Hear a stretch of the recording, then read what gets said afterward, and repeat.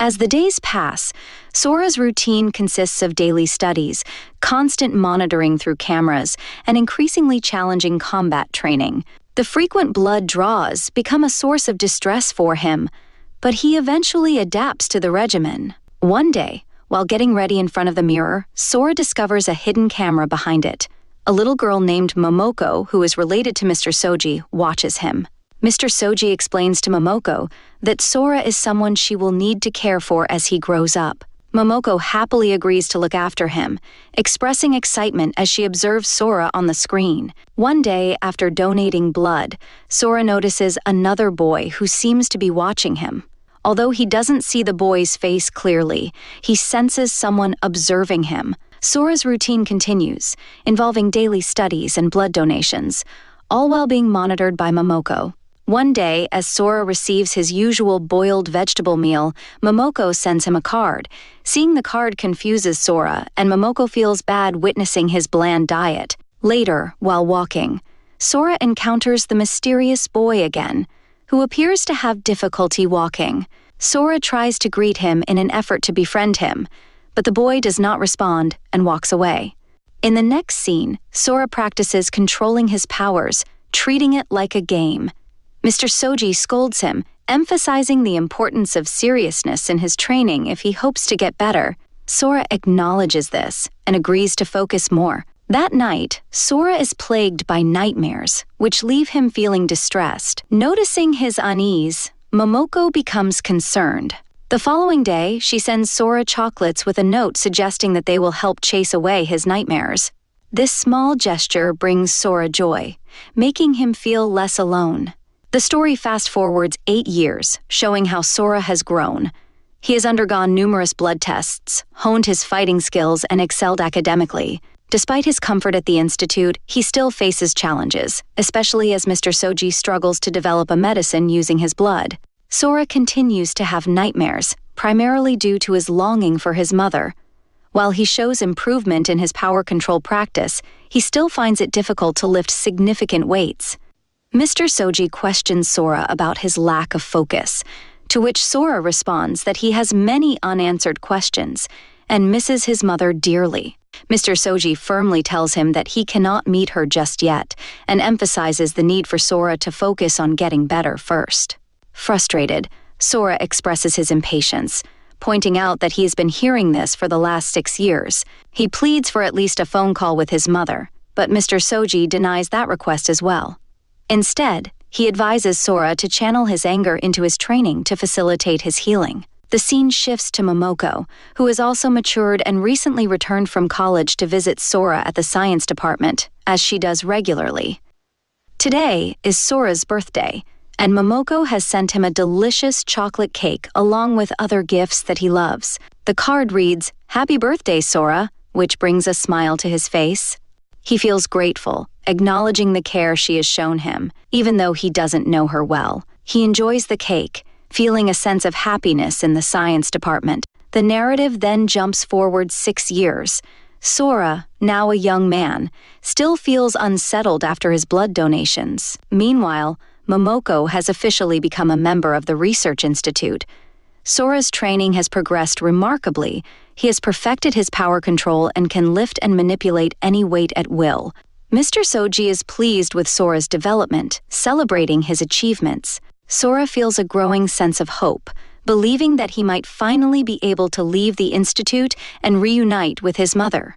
However, whether this will come to pass remains uncertain. The story concludes this part with this cliffhanger, setting the stage for what comes next. At the start of Part 2, Sora approaches Mr. Soji, confident now that he's gained better control over his powers, and insists that he should be allowed to go see his mother. However, Mr. Soji refuses without hesitation. When Sora starts to get frustrated, Mr. Soji remains calm and shows Sora his passport. He explains that the preparations for his departure are complete, with travel money set aside in an envelope. Yet, they still can't allow him to leave because the medicine they're creating from his blood isn't ready. Once it is, Mr. Soji assures, Sora will be free to go. Sora reluctantly accepts this and leaves, convinced that Mr. Soji may be telling the truth. As he walks away, The mysterious boy, the one who never speaks to anyone, is seen slipping quietly out of his room. Sora tried calling out to Mr. Soji to get his attention, but he didn't respond. When Sora got back to his room, in front of him were items that Sora's mother had sent, things Sora had never received or been told about, including a letter from his mom describing how much she missed him and how eagerly she was waiting for his return.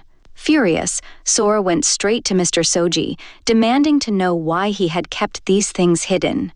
Mr. Soji, initially taken aback by how Sora had found everything, explained that they hadn't told him about these items because it might make him insist on seeing his mother even more. He added that Sora's longing for his family would only make it harder for him to focus on mastering his powers. Shocked and hurt, Sora began to realize the lengths Mr. Soji was willing to go to in order to keep him there. The conversation quickly escalated, and Mr. Soji accused Sora of still being a danger to others, even calling him a devil. Furious, Sora finally snapped, using his powers to hurl Mr. Soji across the room. Determined to escape, he grabbed his passport, important documents, and the envelope of money from the drawer. He made his way to the door, muttering an apology to Mr. Soji as he left. As soon as Sora was gone, Mr. Soji alerted all the guards, instructing them to find Sora immediately and bring him back before he could get away. The alarm blared across the facility, and Sora, desperate to escape, used his powers to damage part of the building, causing all the doors to unlock. Watching this unfold, the mysterious boy, who had left Sora's mother's belongings in his room, began to smile knowingly. Sora sprinted through the halls at full speed. Finally, Sora managed to escape the facility. He kept running until he found a secluded place to hide. The next morning, he found the house he'd been dreaming of returning to. Emotions overwhelmed him as he stood there. Suddenly, a man he didn't recognize entered the room and demanded to know who he was and why he'd broken into the house. Shocked and confused, Sora learned from this stranger that his family had not only left the house, but had also left Japan altogether, returning to Thailand. The man explained that he didn't know much about Sora's parents, but mentioned that he was responsible for transferring rent payments to a specific bank account. Thanking the man for this small piece of information, Sora noted down the bank number, holding on to this faint lead as his only connection to finding his family. After this, we shift to Mr. Soji, deep in discussion with a scientist about Sora's extraordinary abilities.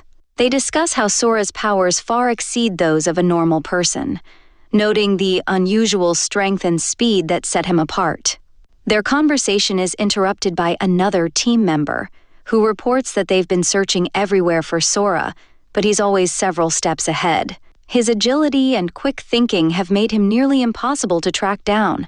Hearing this, Mr. Soji gives firm orders to bring in additional teams, insisting they do whatever it takes to locate Sora and bring him back to the facility.